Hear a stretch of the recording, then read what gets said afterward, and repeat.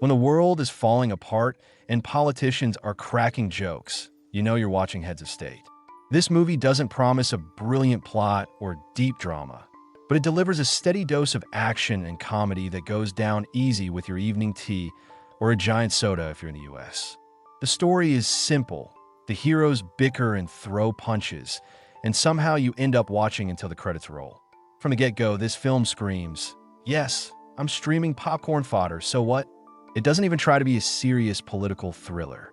Instead, presidents and prime ministers are running, shooting, and dropping Marvel-light banter while the world teeters on the edge of global catastrophe. Except for those moments when they stop to exchange buddy cop quips as if nuclear threats can wait. Idris Elba, whose screen presence can save even the most boring scripts, plays the perpetually annoyed British Prime Minister who has to deal with John Cena's chaos. Meanwhile, Cena goes full lovable beefcake with jokes mode, playing an American president who feels more like peacemaker on a diplomatic mission than an actual head of state. The duo argue, dodge bullets, crawl out of exploding planes, and toss "you're an idiot" one-liners every 5 minutes. It's funny for the first 20 minutes, then mildly exhausting, but eventually becomes oddly comforting background noise, like a sitcom you've seen too many times but still can't switch off. To its credit, Heads of State isn't shy about being predictable. You can spot this surprise villain within 5 minutes of their first appearance. You'll hear lines like, "As your oldest friend, I have to tell you," and "Don't forget, we're on a secret mission," and realize the script was designed with Netflix and Amazon algorithms in mind. And yet it's fine. Sometimes you just want to watch two large dudes blow up another secret bunker without worrying about plot logic. Then there's Priyanka Chopra, who walks around with the same deadpan expression like someone told her she's not allowed to blink until the end credits. She's meant to add energy and feminine charm to this boyish chaos. But honestly, she feels more like a bus inspector checking tickets in the middle of a gunfight. Sure, she looks stylish, but there's not much spark. The action itself is fine. Nothing mind-blowing, but at least it's not a shaky cam mess where you can't tell who's punching who.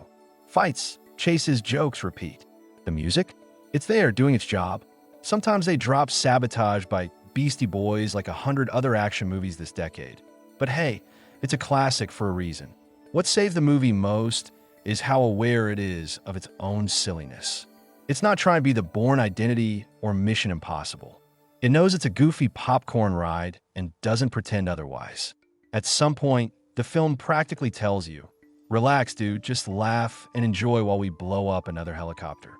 And you do.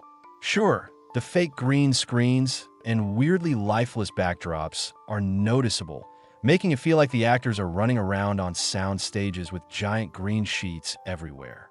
Even scenes without CGI somehow manage to look fake. But in the streaming action genre, that's become part of the aesthetic now. So how did I feel after watching it?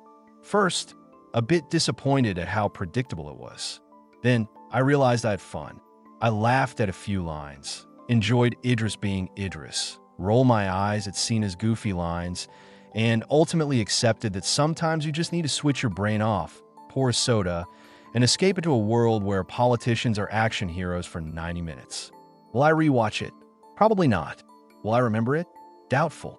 But I don't regret it either.